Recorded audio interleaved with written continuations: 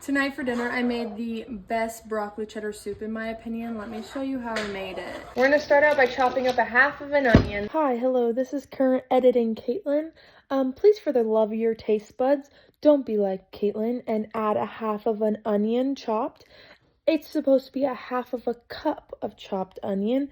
So with that information, please only put a half of a cup of chopped onion, because when I took my first bite of that soup, I was so excited, only to be met with the flavor of onion and more onion.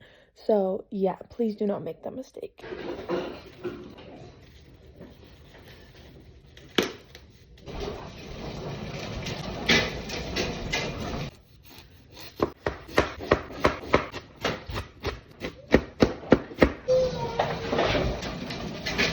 Now that my onion's chopped, I'm gonna go ahead and take it and put it into my pot that I'm gonna cook the soup in. We're just gonna go ahead and chop up our broccoli. The way I like to do is I'll chop off the stem and then I'll chop up like a 1/4 inch each time, and whatever broccoli pieces fall off. I'll just keep going up until they all fall off. Or I'm left with like this bigger piece. And then I go through and I will take the leaves off for my soup. But as far as like these stem pieces, I think they're really good in the soup. So I will cube them up. And I am doing 2 of these, like I'd say they're medium to small heads of broccoli. If you have a really large one, you only need 1, but you need 2 about, I'd say the size of like your hand that fits around it. And then into my onion pot, I'm gonna add 1/4 tablespoon of butter. Hi, it's editing Caitlin again. It's supposed to be 1/4 cup of butter, not 1/4 tablespoon. Apparently I can't talk either, but I promise the soup is really good.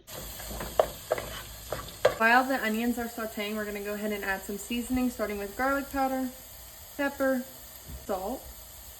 And we're just gonna continue to saute these onions until they're soft. Once your onions are soft, you're gonna go ahead and add 1/4 cup of flour. You can do it gluten-free, normal flour. For gluten-free flour, just make sure it's a 1-to-1 ratio. I personally am using cup for cup gluten-free. And then we're just gonna go ahead and mix it all together. Once that's mixed together, we're gonna go ahead and add 2 cups of half and half. And then we're gonna go ahead and mix it together, and we wanna try to get as many clumps out of the flour as possible. So we just wanna slowly mix it. It does take a couple minutes to kind of dissolve that flour into the half and half. And we're gonna add 2 cups of chicken broth. I'm just gonna mix that in. We're then gonna go ahead and add a cup of finely shredded carrots. I'll just give that a mix, make sure it's mixed into that liquid. And then we're gonna go ahead and add all of our broccoli.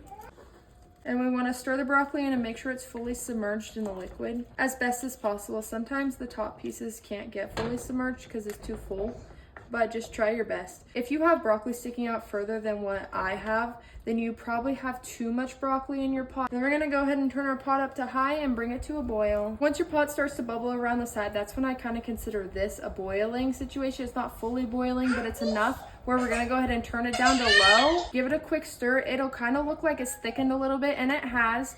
Make sure that broccoli is as submerged as possible and keep it on low for 20 to 25 minutes. Stirring about every 5 to 10 minutes just to make sure all the broccoli has a chance to be fully submerged in the cooking process. It's been about 20-ish minutes, right at the 20-minute mark, honestly, for my soup. And she's looking good. I also have her on my like extreme burner, like the power burner. So she did take a little bit of a shorter time. I actually think she was on the stove for like 18-ish minutes. Now it's time to add our cheese. Here I have 8 ounces of extra sharp, 8 ounces of medium cheddar. And I'm not gonna add it all at once. I'm gonna add a handful by handful. My burner is still on low, and with it simmering as much as it is a little hot.